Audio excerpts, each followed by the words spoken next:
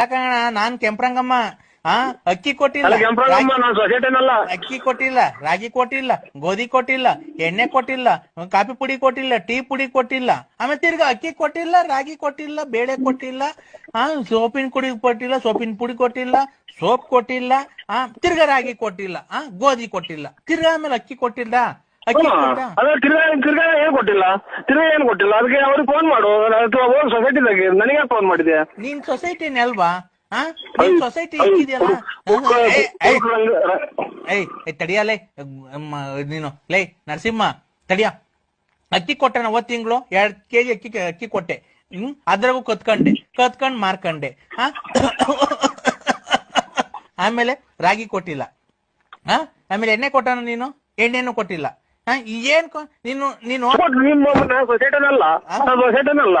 ಸೊಸೈಟಿನಲ್ಲ, ನಾನು ಇದು ಬಳ್ಳಾಪುರ BN ನರಸಿಂಹರಾಜು. ನೀನ್ ಯಾರಿಗಾರ ಮಾಡ್ಕ, ನನಗೆ ಸೊಸೈಟಿಗೆ ನೋಡಲ್ಲ, ಅಕ್ಕಿ ಕೊಟ್ಟಿಲ್ಲ.